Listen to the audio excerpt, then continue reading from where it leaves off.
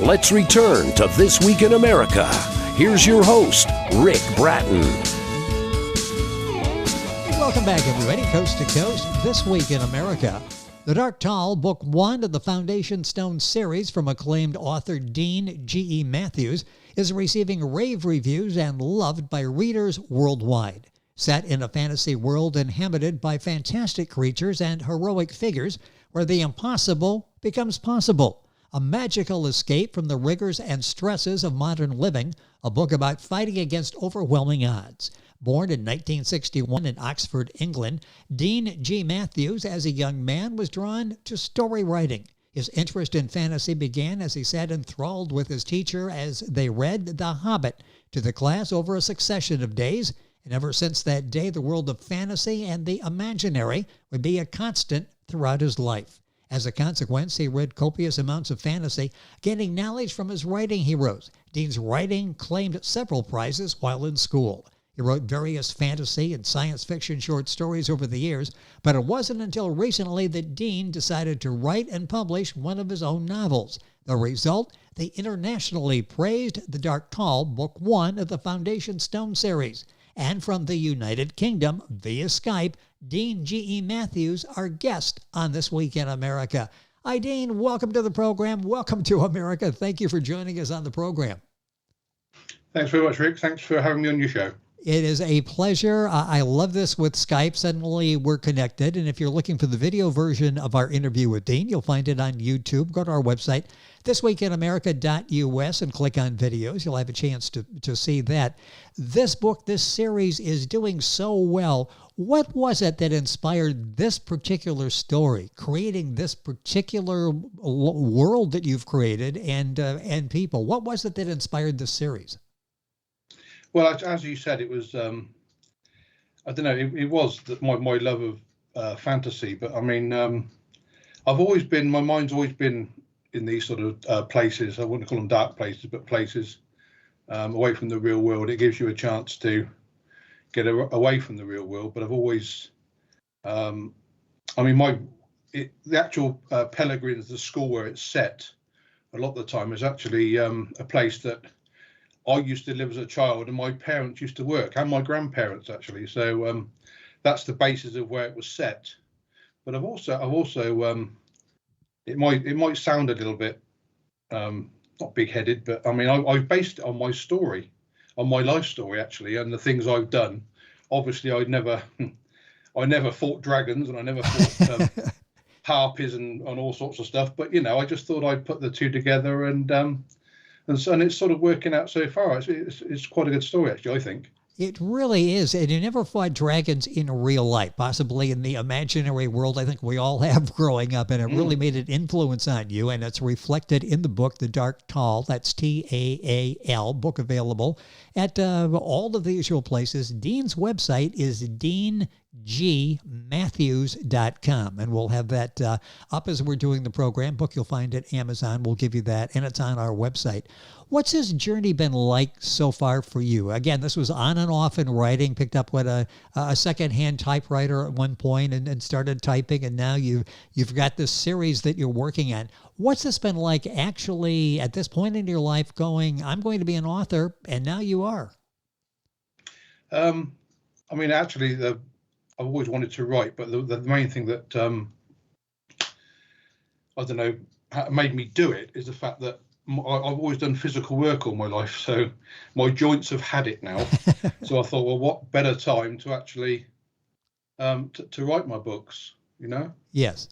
It's interesting, all of the background that the work that you've had in business for yourself, you've done a number of things. Has that all contributed to who you are as a writer? All of those experiences sort of build up and shape to who you are now. Yeah, you're very perceptive, actually, Rick, because that's exactly what it was. Actually, I mean, I've had all the stuff. Because my mind is like I'm always here and there and everywhere, and I've done. And because of that, I've been quite a few places, and I've sort of worked in quite a few places and done some different stuff. And as you say, it's all gone into if you read my books, and there will be several more, it's all in there. All these influences I've had on my life. Like I don't know, what do you call them? They're like agriculture. I'm very into agricultural stuff. The old way of doing things. I know that we live in a modern world, but sometimes them sort of things are sort of simpler. And I've encouraged them and put them all into my books. It's fascinating because you tell such a remarkable story. To find out the foundation for so many of these stories comes from personal experiences of you, of your parents, of your grandparents over the years. From the United Cave Skype on the program is Dean G.E. Matthews, the book that we're talking about, The Dark Taal, the book 1 of the Foundation Stone series, and we'll talk about the others to come up as we go through the conversation today. I briefly mentioned the experience in school, having The Hobbit read to you. Who were some of your writing heroes? Who were some of those that really shaped at a young and at your age now, shaped you? Well, when the books, I read a lot of fantasy books when I was younger. Stephen Donaldson was a big fan, of course, Lord of the Rings and The Hobbit, as we said. The Wish Song series as well was very good, the Chimera series. And my favourite was David Eddings, The Belgrade. That was a big influence on my life. And you can tell it in the writing. It's a book that's doing really well internationally. This is a book not just limited to the UK or here in the United States. The Dark Taal, book 1 of the Foundation Stone series. What message do you wish to convey? And I touched on that. You've got a number of different themes that you developed during the course of the book. It's a great story. It's an adventure story. You're not going to be able to put the book down, but you've got some issues you're dealing with there. What message do you hope to convey through the series? I'm a great believer in fair play and fairness for all, really. And I definitely don't like bullies and people that try to make you do things you don't want to do, because back in like the Second World War, things like that, we fought against that sort of thing. So I'm a very much my book actually talks about the family, the Bruin family, that all they want to do is live their lives and be left alone. But as is always the way, people always find a way to interfere in your lives and try to control your lives. So it's that sort of fight against Big Brother, I suppose, to a certain degree. And that comes out as you're reading it. Like I say, it's a great story that's well told, but these other themes in there, and suddenly you're thinking about you and your position in society and what's happening with you and other people, the interaction you have with other people. What are your goals as a writer? And we've just, I guess, sort of touched upon that, telling a good story, but maybe having an underlying message there as well. What are your goals as a writer? I mean, money's important, obviously. I like to make a little bit of money. I'm not bothered about being a millionaire or whatever. I recently had some reviews, some good read reviews. And I must admit at the time I was feeling pretty sort of down about the way things were going, and then I had these 50 reviews that came online, and the fact that people are telling you that your book is good, because you start to have doubts, as you probably know, you sort of doubt yourself. Is your story any good? Is people liking it? Are people reading it? And then I had these reviews, and I must admit these reviews are what give me the kick at the backside, so to speak, to carry on. And that's the main thing, is that people like what I'm writing about. That's what keeps me going, really, more than anything. The reviews that Dean's talking about, if you go to his website, deangmatthews.com, you will see reviews from general readers like us, and then you'll see professional reviewers that are very gracious with the praise that they're giving Dean for this particular book, The Dark Taal, book 1 of the Foundation Stone series, and we'll talk about the others coming up here as we go through the program. The website is deangmatthews.com. Talked a little bit about your background. Talk about some of the hobbies, interests, some of the work experience, and the travel, because, again, this is very important to understand where your story ideas and character development, where they're coming from. Oh, crumbs, how much time have you got? Well, when I was at school, I was very sporty. I wasn't very academic, but the only academic thing I was good at was was English actually in writing, but mainly it was sports, anything with the bat and ball, football, athletics, that sort of thing. And I almost joined the Navy at one stage, but didn't. And I'm glad I didn't, because I would have been in the Falkland War, believe it or not, if I'd have joined then, I think. Oh yes. And then there was, and then when I left school, motorbikes, continued to play football, and jobs. I've had a few jobs abroad as well. Worked in Germany for a while, went to Australia for a year and worked there. And then later on in life, I decided to take up Kempo karate, believe it or not, and skiing was another one that I took up. So, yeah, I've had quite a varied life, really. It's interesting, the background, and that whole all plays a part of who Dean is as a person, of course, and as a writer. Dean G.E. Matthews, our guest on the program. The book is The Dark Taal. You'll find it at Amazon, all the usual places. His website, a great place to get the information, deangmatthews.com. You're in the UK, as we mentioned, coming to us via Skype for the program today. You're marketing this book worldwide. Of course, the market over there, you're into the American market as well. What's that been like, marketing in the United States and dealing with literary agents, the business part of it in the United States? How different is that as opposed to what you're doing in the UK? Well, writing the books is definitely the most fun part of it. Yes. And I always enjoy it, and I still will enjoy it. But the marketing part of it is just something you've got to do. I must admit, I have a lot more interest from America than I have from the UK, actually. It's been a bit of a struggle over here. Well, that's interesting, and I'm glad that we were able to hook up and to do this, to talk about the book, because it is doing well in the United States as well as other countries as well.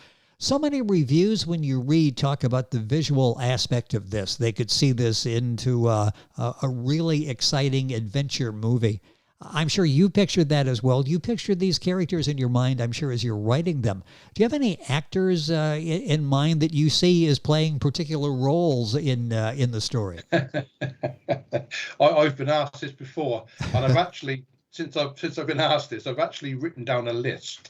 Very good, very good. Yeah, because I was caught on the hop once before, and I thought, oh crumbs, who do I want? But I mean, if you've got I've got a list. I do like. Oh, you do have a list there. Yeah, I've got a list. It's in front of me here. Look at this. Look. Oh, crumbs. Oh, Dominic Cumberbatch as Kuelack. There you go. Okay. Richard Armitage. Do you know Richard Armitage? Oh, sure. Yeah, that would be Alfred for me. And there's a character in there called Mace, and I would have Gerard Butler. I mean, you know, because they all want to come and flock to me because of my fantastic story. Well, hopefully they're watching. It's imagining, isn't it? And it's all sort of, it's all fantasy, really. But there you go. I mean, Sam Neill as well. He'd make a great Perak, I think, in my book as well. Aridain's grandfather.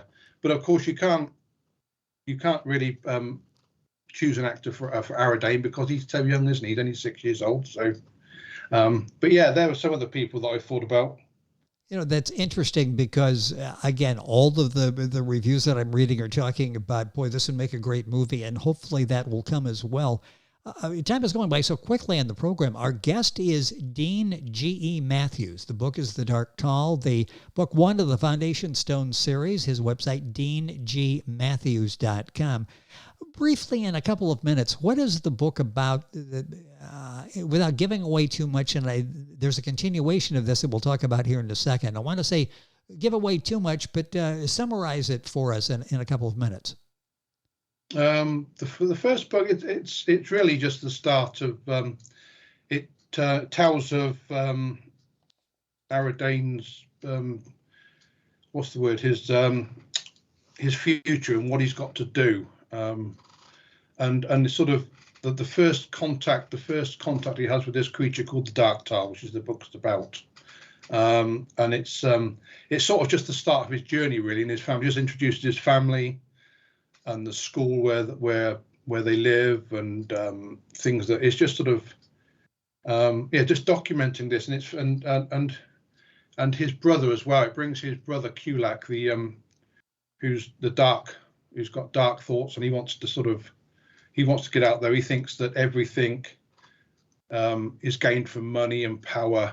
The complete opposite of his brother Alfric, who is the satisfied man who just lives in the cottage on the grounds, Yes. and is quite happy the way he is. And at the end, they have a bit of a fight at the end, and and also there's a creature that Aridain releases that becomes his life guide, shall we say. It's a bit unusual, but it's normally a person. But I thought I'd put a dragonlet. It's called a dragonlet, a very small dragon, and it's like his conscience. And I thought I'd put that in there as well. So, but it doesn't. But it's an open-ended book as well. There's no real sort of conclusions at the end of it. So I thought I'd try and lead it on to the next book, if you know what I mean. Well, yeah, it goes on to 2 and 3. I understand the second book in the Foundation Stone series, The Shadow of the Shards, that's now available, if I understand correctly. Well, it was available. It's going to be. I've actually withdrawn it from the market, but we're working on it as we speak, actually, and the third book. We've just finished them, and they're being put to press as we speak, I think. So, and I'm hoping to have them out again by Easter. That's the plan. Well, that's exciting, and it's very simple to follow. If you've at Amazon, you just click on Dean's name. It'll tell you about the other books and the availability. Or go to Dean's website, deangmatthews.com. At the website, you'll get all the information and be able to order the books there as well. It's the Foundation Stone series. Briefly, what's the Foundation Stone? What's that about? The Foundation Stones. Oh, crumbs. How can I explain this? It's about.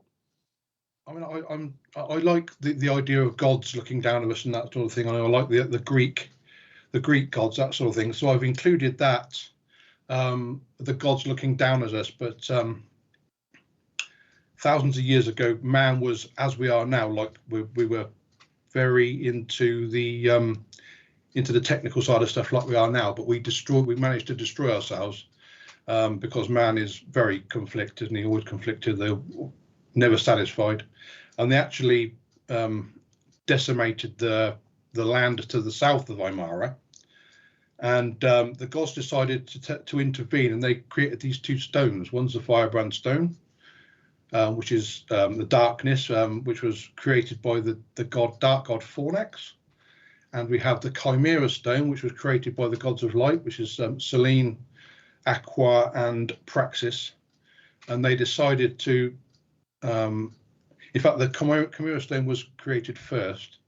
And the dark god Fornax decided that there must be balance. There must be, where there's light, there must be dark. So he produced the Firebrand stone, and they were created basically to try and bring a bit of peace and quiet and a bit of guidance for man. But over the years, obviously over the centuries, man decided that he's going to advance again, and they were lost, and they were lost to time and to people as they grew up, as humanity, shall I say, yes, evolved.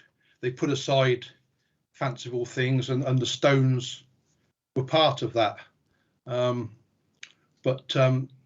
intriguing concept, yes. And this is the Foundation Stone series. Book 1 is now available, the Dark Taal. 2 more ready to be printed, should be out very soon. You can check the website for information on that. Couple minutes left in the program with the author. DeanGMatthews.com is the website. Dean Matthews, our guest on the program. When did you start writing this series? Oh, crumbs, that must have been back in 2004, I think. It might even have been, oh, crumbs. That's so odd I'm getting, I've forgotten now. I think it was around about 2000, I think. Interesting. Yeah. So this has been a while developing. So you've really had a lot of time to get to know these characters. Do you feel like they're sort of alive in your imagination as you start bringing them to life on the page? Yeah. I mean, they're part of my life now, aren't they? Yes. And it's a series that will be part of my life for the foreseeable future, because I'm thinking of there's going to be at least 10 books. Oh, fantastic. And I was just going to ask if 3 was going to wrap it up, but no, you're going to keep going. And it sounds like there's so much to talk about and deal with in the Foundation Stones series. Our guest on the program from the UK has been Dean G.E. Matthews. That's how you'll find the name if you're Googling. Go to Amazon and get all the information there. Best place I'll recommend is Dean's website, deangmatthews.com. You'll get information on all of the books. You'll be able to follow his writing career and order new books as they come out. And of course, you can link on by going to our website, thisweekinamerica.us. Dean, a pleasure having you on the program. Congratulations on the success of the Foundation Stone series. Hopefully we can touch base when the other books come out. Thank you for being with us on the program. Thanks very much, Rick. That's very good of you. Thank you. You're welcome. Been our pleasure. The Dark Taal, Book 1 of the Foundation Stone series, Dean G.E. Matthews. Book available wherever books are sold. Information on our website, thisweekinamerica.us. Back on today's program after these messages. This Week in America is online. You can visit our website, thisweekinamerica.us. Scott Pinkerton, Associate Producer of This Week in America. Jay Anderson, Segment Producer. Ben Watson, Webmaster. Otto Bechet, Director of Engineering and TV Production. This Week in America produced and is a trademark of Blue Funk Broadcasting, LLC. For information on all of our guests and to listen to this week's show, our website again at thisweekinamerica.us. And I'm Sean Bratton, Executive Producer of This Week in America.